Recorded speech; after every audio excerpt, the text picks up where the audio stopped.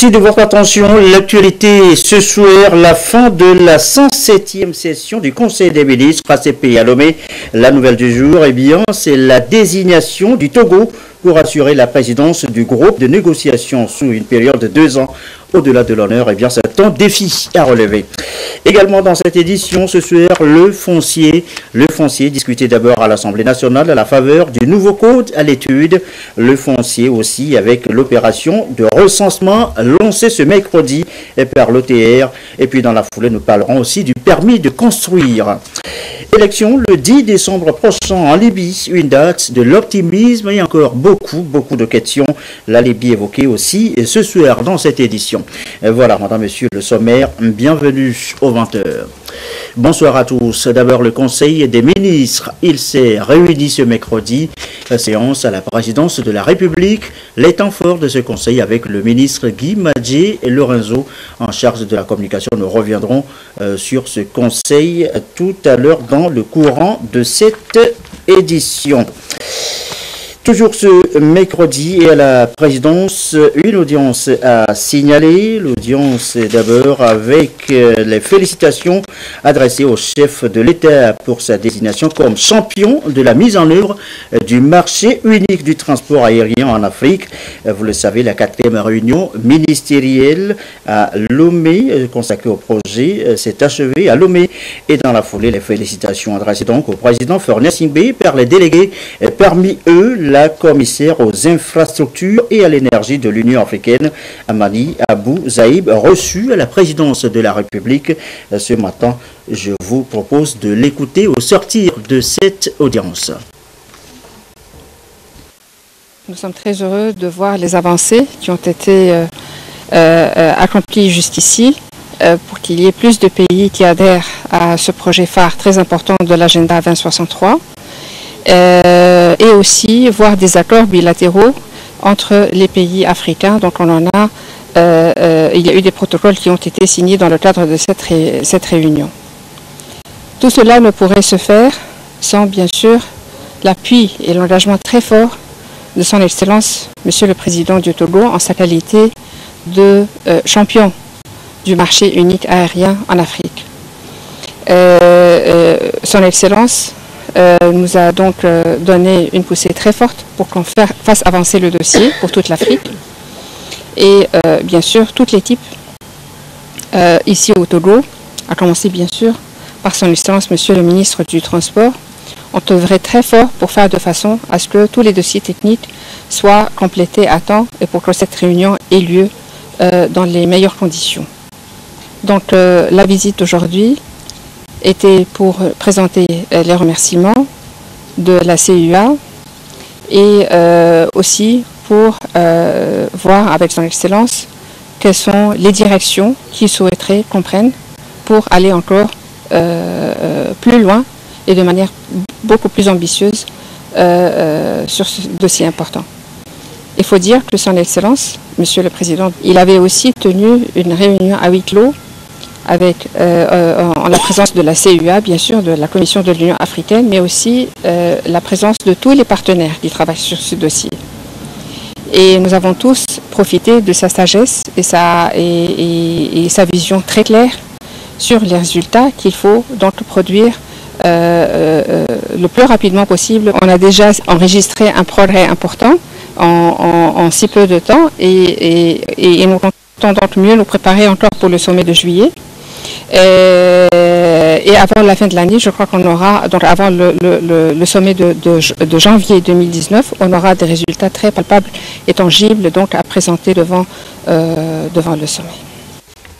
L'audience accordée donc ce matin par le chef de l'État à la commissaire aux infrastructures et à l'énergie de l'Union africaine allait donc adresser ses félicitations de vive voix au chef de l'État. À signaler également dans l'actualité nationale ce soir l'arrivée à Lomé dans notre capitale du Premier ministre bissau-guinéen. Il a été accueilli par son homologue togolais comme Isselom Klassou, le Premier ministre bissau-guinéen Aristide Gomez. Vous voyez donc les images de l'accueil. Les deux hommes vont ensuite avoir un bref entretien au salon d'honneur de l'aéroport général Gnassingbé et Adema. avant que l'autre ne soit conduit dans ses appartements à Lomé, dans notre capitale. On en vient maintenant au premier titre de cette édition, la session des ministres du groupe ACPI à Lomé, suite des travaux ce mercredi. Et la nouvelle du jour, eh bien, c'est la désignation du Togo parmi les 79 États à la présidence du groupe de négociation, et ce pour une période de 2 ans. Au-delà de l'honneur, eh bien, c'est un défi à relever. Prudence Zinsou.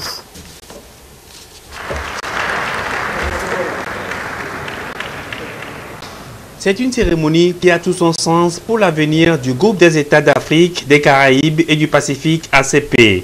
Le Togo, désigné pour présider le groupe de négociation en vue du nouvel accord ACP-UE après 2020. Ces négociations, qui devront commencer en août prochain pour 24 mois, vont ouvrir une nouvelle ère dans les relations entre les ACP et l'Union européenne.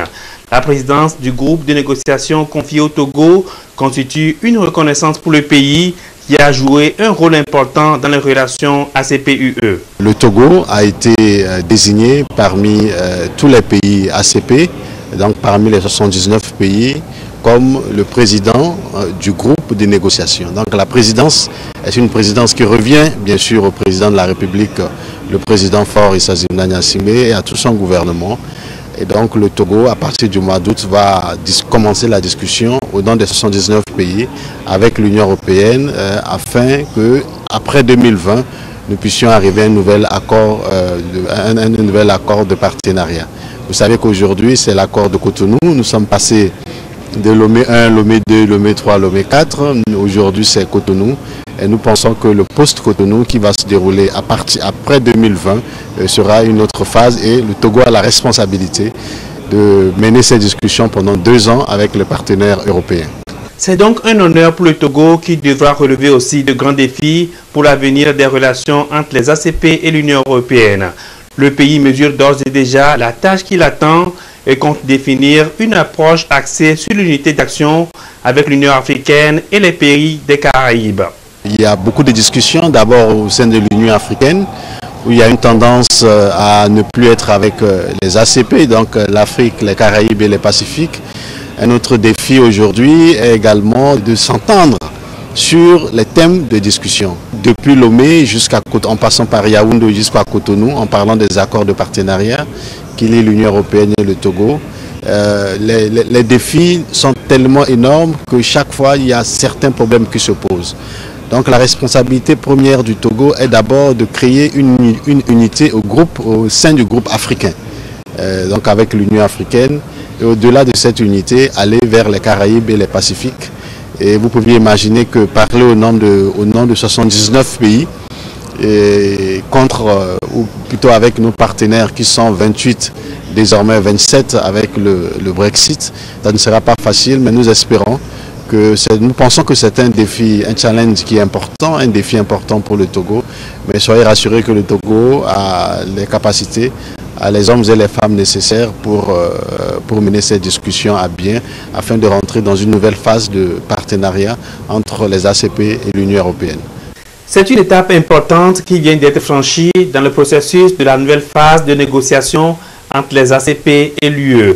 Elle marque ainsi une volonté des 79 États membres du groupe de mener désormais une lutte commune en faveur du développement et du repositionnement de l'organisation. Et ce soir, eh bien, c'est la fin de ce Conseil des ministres ACP ouvert hier mardi à Lomé. 2 jours de discussion marqués notamment par des résolutions et une conférence de presse ce soir. Le compte rendu de Augustin Kossi.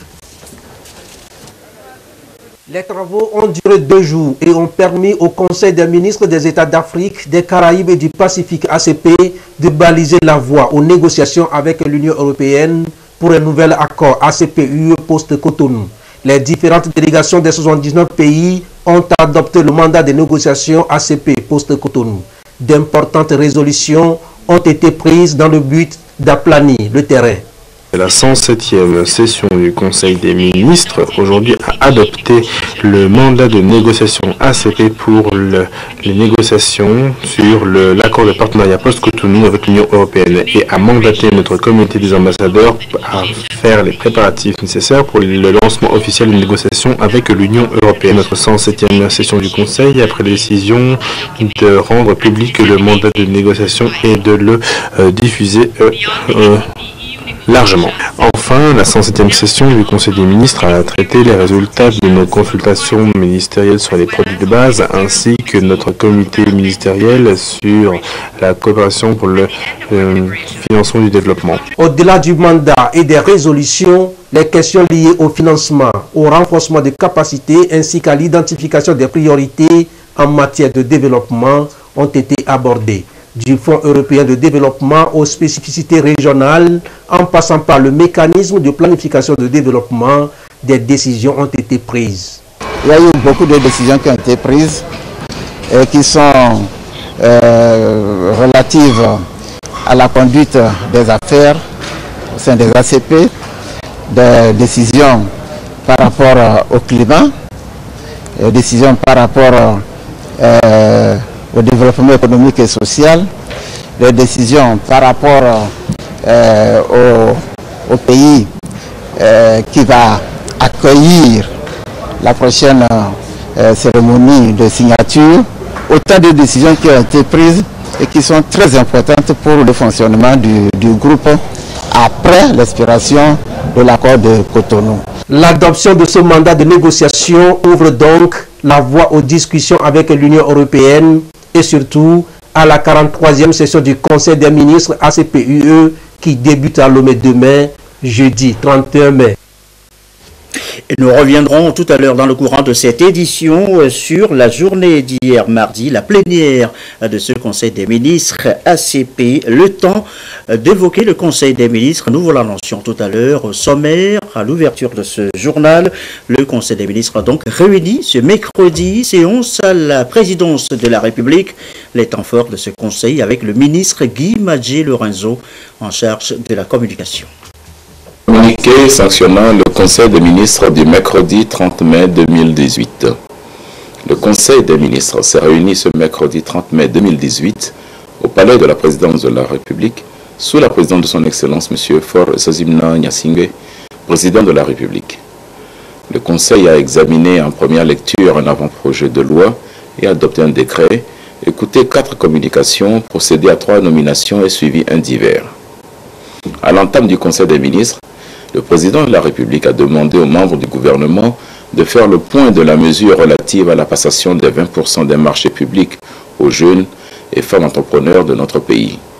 Après avoir fait le point de la situation, le président de la République a instruit les ministres de prendre toutes les dispositions idoines pour que cette mesure soit traduite rapidement dans la réalité. Au titre de l'avant-projet de loi,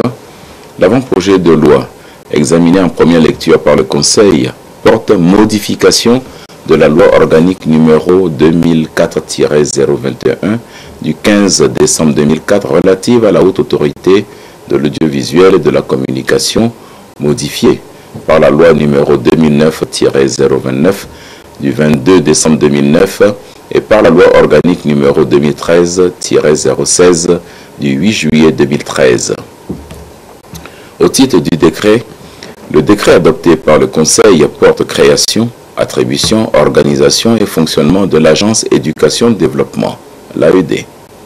Son Excellence, Monsieur le Président de la République, a lancé le 5 décembre 2017 la construction du premier institut de formation pour l'agro-développement, l'IFAD, dédié à l'aquaculture et l'Avagnon dans la préfecture de l'Est-Mono et a procédé à la cérémonie de la pose de la première pierre du second IFAD dédié à l'élevage à Barkwasi dans la préfecture de Loti. Le chef de l'État avait annoncé dans son adresse à la nation le 3 janvier 2018 la création de 10 IFAD dans les 5 prochaines années dans les filières professionnelles prioritaires pour accompagner les nouvelles orientations de développement du secteur agricole. Pour compléter et rendre opérationnelles ces nouvelles orientations, il est créé une agence éducation-développement dont les missions sont, entre autres, la coordination et l'accompagnement de la création de la mise en œuvre des instituts de formation en alternance pour le développement des filières professionnelles identifiées. L'objectif, in fine, est de mettre en place un cadre permettant aux jeunes, tout comme aux adultes, de bénéficier de formations en alternance ou en continu répondant aux besoins nationaux de développement. Au titre des communications, la première communication écoutée par le Conseil est relative à la participation du Togo à la 24e réunion du comité des participants PC24 et à la 10e réunion de l'Assemblée des participants du Fonds de partenariat pour le carbone forestier, le FCPF, tenu à Luang Prabang, en République démocratique populaire du Laos, du 25 au 29 septembre 2017. Au cours de cette réunion qui s'est tenue du 25 au 29 septembre 2017 à Luang Prabang, le Togo a présenté le rapport à mi-parcours de l'état de préparation du processus de réduction des émissions de gaz à effet de serre dues à la déforestation et à la dégradation des forêts, le RED+, ainsi que la requête de financement additionnel pour parachever la phase préparatoire. Un financement additionnel d'une valeur de 2 930 000 $ US a été octroyé à notre pays. Il permettra au Togo de réaliser des études d'analytique complémentaires, le développement de scénarios de référence, y compris la réalisation d'un deuxième inventaire forestier national en 2019 et la mise en place d'un système national de surveillance des forêts et mesures de sauvegarde. Ce financement permettra également de renforcer l'inclusion sociale, les capacités de gestion du processus RED+, la gouvernance et la participation plus accrue de la société civile avec un accent particulier sur les groupes vulnérables. La deuxième communication écoutée par le Conseil est relative au projet du plan directeur de l'aménagement des corridors pour l'anneau de croissance en Afrique de l'Ouest, CACAO. Dans le cadre du projet du plan directeur de l'aménagement des corridors pour l'anneau de croissance en Afrique de l'Ouest, une réunion du comité de pilotage et un séminaire international se sont tenus à Abidjan, en Côte d'Ivoire, respectivement les 23 et 24 janvier 2018. Une délégation togolaise, conduite par le ministre des Infrastructures et des Transports, a pris part à ces rencontres. Ce projet, mis en œuvre par l'Agence japonaise de coopération internationale, JICA, et piloté par la commission de l'UEMOA, concerne 4 pays, à savoir le Burkina Faso, la Côte d'Ivoire, le Ghana et le Togo, pour 4 corridors à promouvoir, notamment le corridor côtier Abidjan-Lagos et le corridor sud-nord Abidjan-Ouagadougou, Accra-Ouagadougou et Lomé-Ouagadougou. L'objectif du projet est de promouvoir un développement économique équilibré entre les zones côtières et celles de l'Interland dans les 4 pays concernés en valorisant les potentiels des secteurs économiques prioritaires identifiés que sont les infrastructures de transport, l'agriculture, l'énergie, les mines, l'industrie et le commerce. Pour la continuité du processus d'élaboration de ce projet démarré en 2015, 3 organes ont été mis en place, à savoir le comité technique conjoint de suivi national au niveau de chaque pays, le comité technique conjoint de suivi régional au niveau de l'UEMOA et le comité de pilotage au niveau ministériel. L'approche d'intervention de l'Agence internationale de coopération japonaise JICA à la mise en œuvre du plan directeur sera approfondie lors de la conférence internationale de Tokyo sur le développement de l'Afrique TICAD 7 prévue en 2019.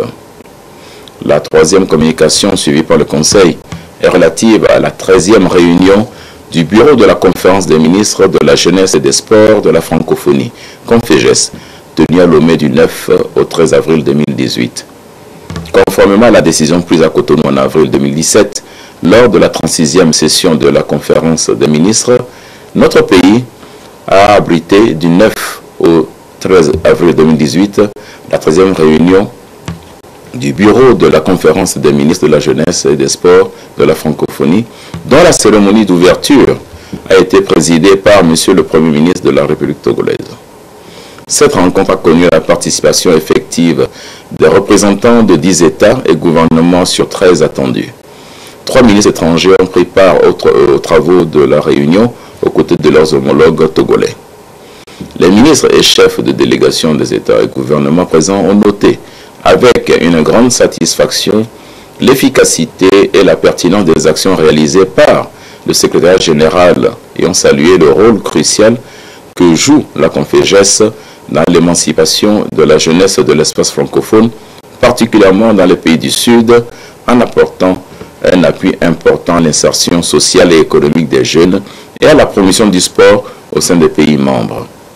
Les résultats élogieux des partenaires ont suscité des annonces au fonds commun pour l'année 2018 des plus gros contributeurs comme la France, la Fédération Wallonie-Bruxelles et le Canada-Québec. La 37e conférence des ministres qui aura lieu l'an prochain au Maroc donnera l'occasion à la Conféges, qui est par ailleurs la plus vieille des organisations de la francophonie, d'établir le bilan d'un demi-siècle au service de la jeunesse, de la promotion du sport et de fixer de nouvelles ambitions pour les années à venir. À cet effet, un comité préparatoire international a été mis en place pour préparer au mieux ce jubilé qui marquera un moment important dans la vie de l'institution. La quatrième et dernière communication suivie par le Conseil est relative aux résultats des négociations entre le ministère des Postes et de l'économie numérique et les opérateurs de téléphonie mobile Togo Cellulaire et Atlantique Télécom Togo, MOVE. Cette communication fait suite à la décision du Conseil des ministres du 8 mai 2018 autorisant le ministre des Postes et de l'économie numérique à procéder par arrêté à l'extension de la durée des licences en cours et leur extension à la 4G pour les deux opérateurs. Cette communication a pour objectif d'informer le Conseil sur la méthodologie d'évaluation utilisée par le ministère, l'issue des négociations et la signature prochaine des arrêtés de licence d'extension courant juin 2018. Au titre des nominations, le Conseil des ministres a procédé à 3 nominations au ministère de l'économie et des finances. Il s'agit de l'inspecteur général du Trésor, du directeur général adjoint du Trésor et de la comptabilité publique et du directeur du Trésor. Au titre du divers, le ministre de l'Environnement et des Ressources forestières a informé les membres du gouvernement que le site retenu cette année pour la mise en terre des plans à l'occasion du 1er juin est le site du centre d'enfouissement d'Akepe, inauguré le 24 avril 2018 par le chef de l'État. Le Conseil des ministres saisit cette occasion pour lancer un appel à toute la population pour qu'elle se mobilise et fasse de la journée de l'arbre un franc succès. Fait à Lomé le 30 mai 2018, le Conseil des ministres. Et voici les décrets délibérés ce jour en Conseil des ministres. Le président de la République, le Conseil des ministres entendu, décrète. Article 1er, M. Salah Yaovi Sweki, inspecteur central du Trésor, est nommé inspecteur général du Trésor. Article 2. Le présent décret abroge toutes dispositions antérieures contraires. L'article 3. Le ministre de l'économie et des finances est chargé de l'exécution du présent décret qui sera publié au journal officiel de la République togolaise. Le président de la République, le Conseil des ministres entendu, décrète. Article 1er. Monsieur Emenimon Elognon, inspecteur central du Trésor, est nommé directeur général adjoint du Trésor et de la comptabilité publique. Article 2. Le présent décret abroge toutes dispositions antérieures contraires. Article 3. Le ministre de l'économie et des finances est chargé de l'exécution du présent décret qui sera publié au journal officiel de la République togolaise. Enfin, troisième et dernier décret pris délibéré ce jour en Conseil des ministres, le président de la République. Le Conseil des ministres entendu décrète. Article 1er. Monsieur Atekissim Aniboton, inspecteur central du Trésor, est nommé directeur du Trésor. Article 2. Le présent décret abroge toute disposition antérieure contraire. Article 3. Le ministre de l'économie et des finances est chargé de l'exécution du présent décret qui sera publié au journal officiel de la République togolaise. Je vous l'annonçais tout à l'heure, hier c'était la plénière pour la réunion ACP à Lomé. Nous vous l'annoncions donc, séance consacrée à la présentation du rapport du comité des ambassadeurs et à l'adoption du projet de mandat de négociation pour l'accord post-Cotonou avec l'Union européenne. Et fait du jour l'engagement de la Guinée équatoriale à un centre d'information dédié à la coopération sud-sud et triangulaire. Nous retrouvons pour les précisions Prudence Zinsou. Les bases et principes de négociation d'un nouveau partenariat entre les pays ACP et l'Union européenne se définissent à Lomé à cette session plénière du Conseil des ministres de cette organisation. Les 79 États membres des ACP iront à cette négociation en tant qu'entité unifiée et transrégionale. Les réflexions et débats menés à ces assises balisent déjà la voie au prochain rendez-vous historique avec l'Union européenne. À cette session, le comité des ambassadeurs a présenté son rapport axé sur les principes et stratégies adoptés par le groupe ACP dans la nouvelle approche. Ces sujets sont relatifs à l'économie, l'environnement, le changement climatique, le développement du commerce, entre autres. Les débats ont aussi porté sur les réflexions amorcées à Malabo en 2012 sur l'avenir du partenariat ACP-UE. Il y a aujourd'hui la volonté affichée du groupe ACP à se repositionner afin d'être une organisation clé sur la scène internationale. Les ACP constituent la plus grande organisation mondiale sud-sud avec 79 États membres. Je crois que c'est déjà un acquis.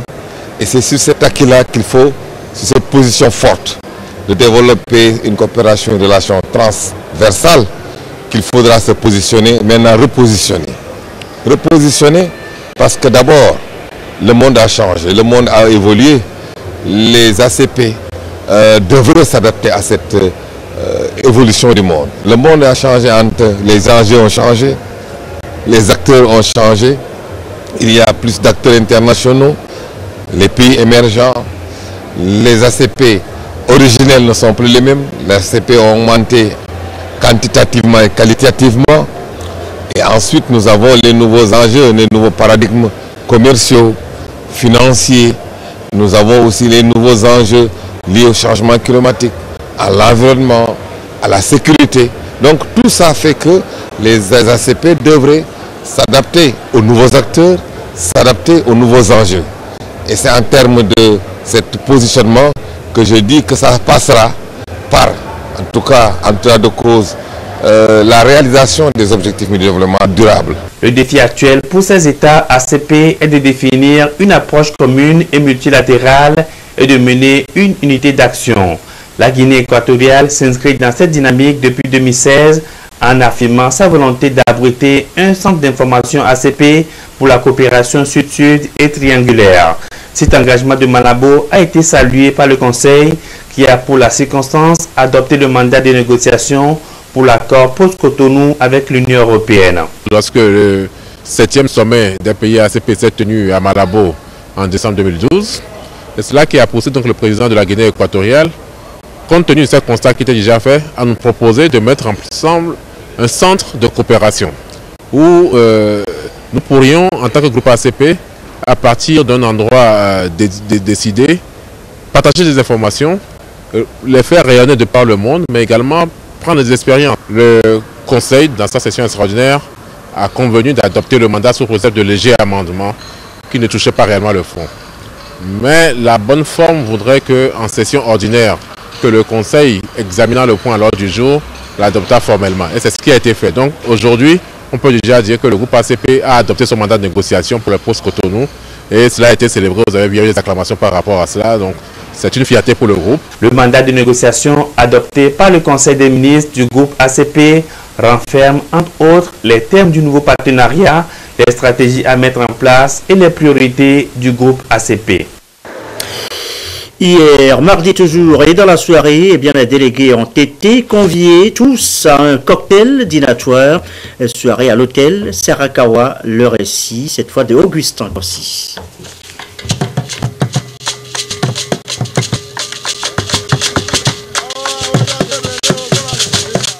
Des rythmes du terroir pour agrémenter le séjour des délégations des États d'Afrique et Caraïbes et du Pacifique présentes à Lomé pour leur 107e session des ministres et la 43e session du Conseil des ministres ACP-UE. Après l'ouverture des travaux, elles sont ici hôtes à dîner du gouvernement togolais et au ministre togolais des Affaires étrangères de les accueillir et de leur permettre de se sentir comme chez elles.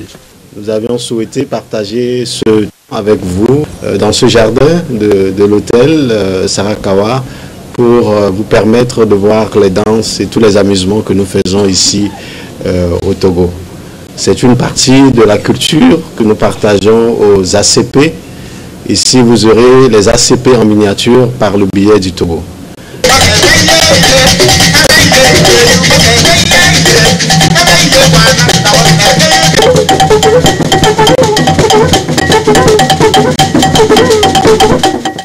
Moment de convivialité et de joie, empreint de signes d'amitié et de fraternité.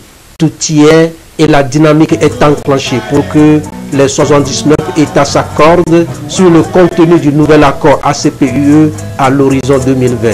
Et Lomé va constituer un nouveau départ, selon la présidente du Conseil des ministres ACP, une étape importante vers l'ouverture des négociations entre les groupes ACP-UE.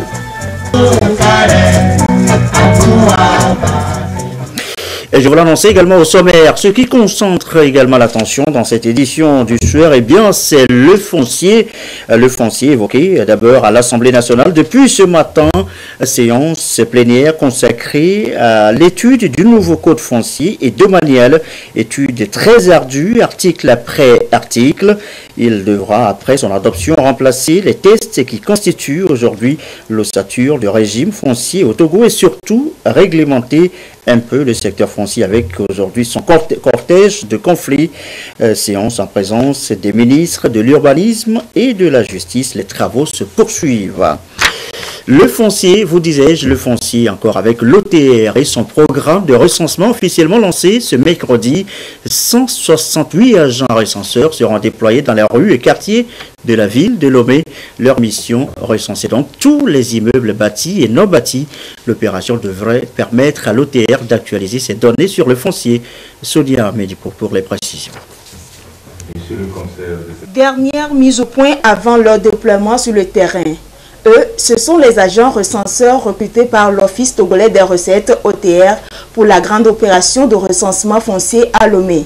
168 agents au total, dont 138 agents recenseurs extérieurs et 13 contrôleurs de l'OTR. Ils auront à recenser tous les immeubles bâtis et non bâtis de la ville de Lomé. Après plusieurs jours de formation, ces agents recenseurs se disent prêts pour la mission. Oui, après la formation que nous avons reçue, nous sommes prêts à aller sur le terrain. En tant qu'agent et contribuable, je vois que c'est vraiment une opération qui permettra de mettre les gens en confiance. Prions juste aux contribuables et aux enquêtés de nous réserver un accueil pour qu'on puisse au moins leur expliquer le bien fondé, parce que c'est dans l'intérêt de toute la nation. Compte tenu de la délicatesse de la tâche qui leur est demandée, le commissaire général des impôts a une fois encore rappelé un certain nombre d'attitudes à adopter pour la réussite de l'opération. Nous leur avons donné des consignes à respecter en matière de courtoisie, d'approche dans cet exercice-là pour qu'ils soient acceptés par la population, tout naturellement. Nous commençons par Lomé, cela va s'étendre à d'autres villes du Togo. Cette opération, au-delà des préoccupations d'ordre fiscal, doit permettre aussi un meilleur adressage. Nous sommes en 2018 et il n'est pas de bon ton qu'on puisse indiquer la maison de quelqu'un qu'on voudrait aller voir, un frère qu'on voudrait vérifier, en tout cas à qui on voudrait rendre visite, en demandant, allez-y, vous verrez le menuisier qui est à gauche de l'immeuble, vous tournez à droite, vous arrivez et puis le menuisier, il a quitté les lieux. Donc ça permettra quand même une meilleure identification pour tous. Depuis février 2018, les services de cadastre et la conservation foncière ont été rattachés à l'OTR. Et c'est dans cette optique qu'est organisé ce recensement pour non seulement actualiser les fichiers, mais aussi moderniser le secteur pour plus de fluidité dans la gestion des fiscs au Togo. Il s'appelle Gabaraïté Ebedjoro, jeune Togolais, artisan de son état. Il était en Chine pour 3 mois de formation en broderie chinoise. Installé depuis peu après son retour, eh bien, il a reçu hier mardi les félicitations et les encouragements de la ministre en charge de l'artisanat et de l'ambassadeur de Chine au Togo. Ils sont allés le voir jusque chez lui dans son atelier de couture et de broderie. Nathalie Panengue les a suivis. À Tiégou, un des quartiers de Lomé, nous sommes à la maison et école des arts de la mode Franco Dimelo Création. Le promoteur, c'est lui, Haïté Ebedjoro. Le jeune artisan spécialisé en couture et broderie est l'un des 6 artisans togolais qui ont bénéficié d'une formation de 3 mois en Chine sur les techniques de broderie chinoise de mai à août 2017. La technique de la broderie chinoise, c'est une broderie qui consiste à utiliser la machine à coudre simple. C'est ce qui est très intéressant là-dedans. Avec les fils à broder, on utilise aussi le cerceau pour tirer le tissu pour pouvoir bien faire cette broderie.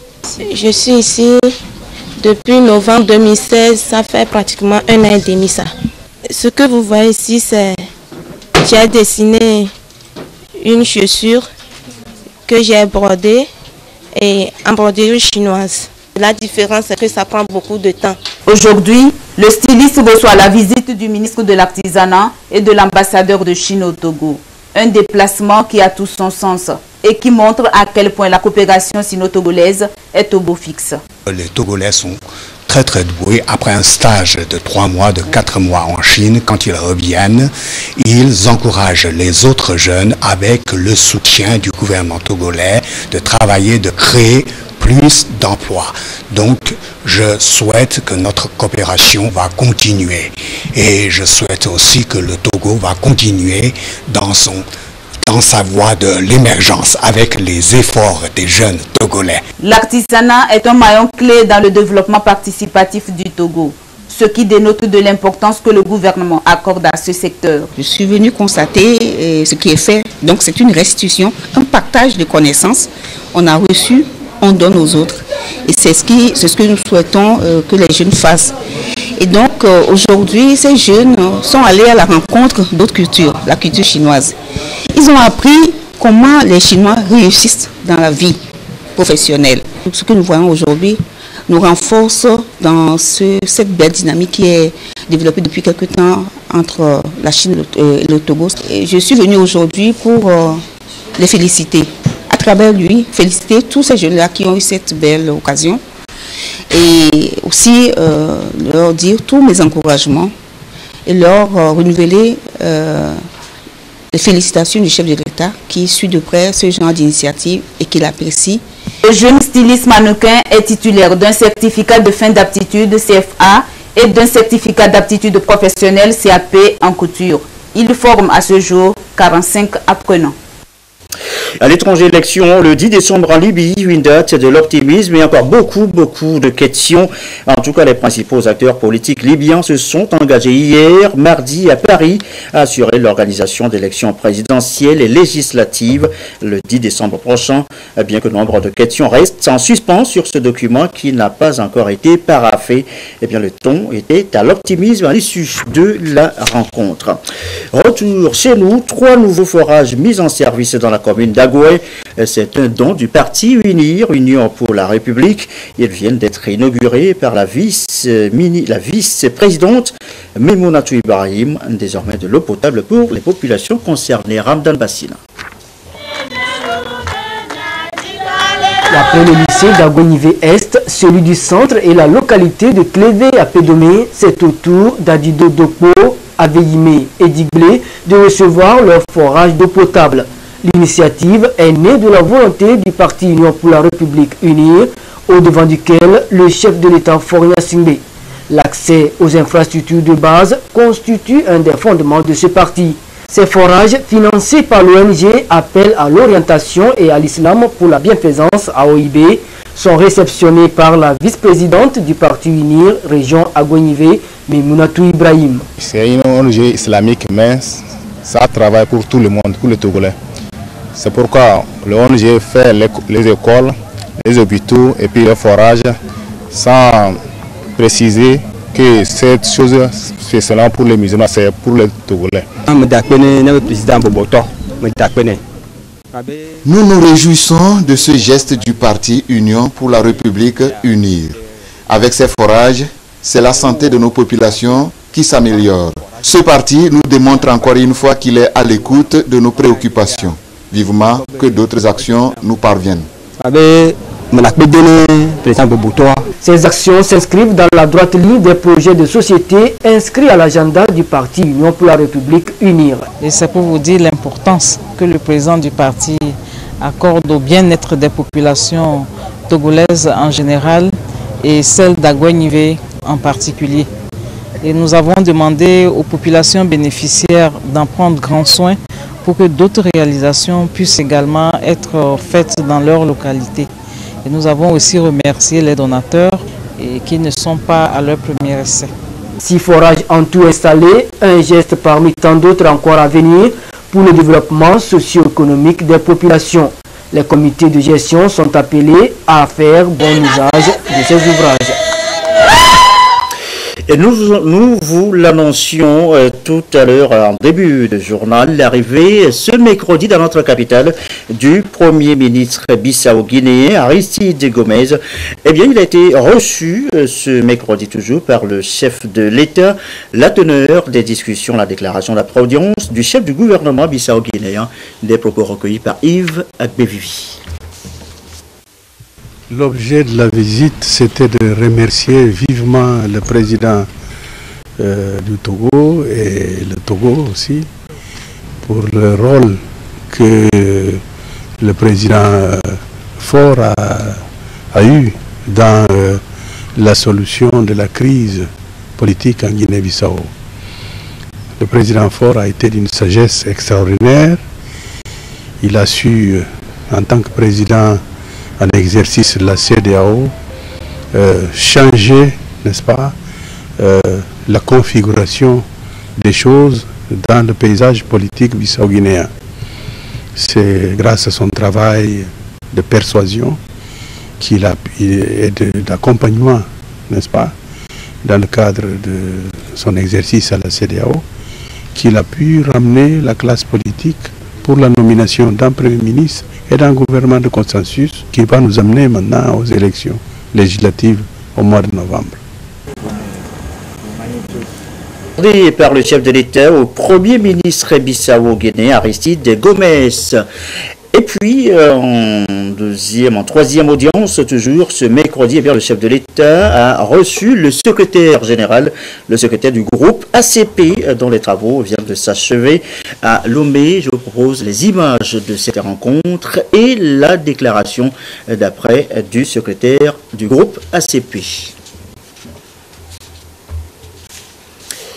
Bien, nous reviendrons apparemment sur les images de cette audience du chef de l'État accordée au secrétaire général du groupe ACP, le groupe ACP dont les travaux viennent de s'achever ce mercredi. Nous en parlions tout à l'heure dans cette édition, si on peut revenir sur les images justement de cette audience que le chef de l'État a accordée donc au secrétaire général du groupe ACP. Bien, visiblement, nous avons quelques difficultés pour les images. Nous reviendrons sur ce sujet, sur les images dans nos prochaines éditions. Voilà, ce communiqué avant de la refermer ce soir, le gouvernement rappelle à la population togolaise que la traditionnelle opération Togo Propre des premiers samedis aura lieu ce samedi 2 juin 2018 de 6h à 8h sur l'ensemble du territoire national. Il invite à cet effet les habitants des quartiers, des villes, les campagnes, les chefs des services administratifs, les responsables des sociétés publiques, parapubliques et privées, les autorités municipales, traditionnelles et religieuses, les comités de développement des quartiers, les associations et organisations de défense de l'environnement et de promotion du civisme, de la citoyenneté à se mobiliser massivement pour le succès de cette opération. Les associations et groupes organisés qui désirent bénéficier de la couverture médiatique des organes de presse publique et de l'assistance technique de la NASA sont priés de prendre attache avec les cadres de la direction de la formation civique joignable au 90 91 55 11 99 46 30 27 et qui se chargeront de communiquer à ces services les lieux retenus pour les opérations de salubrité.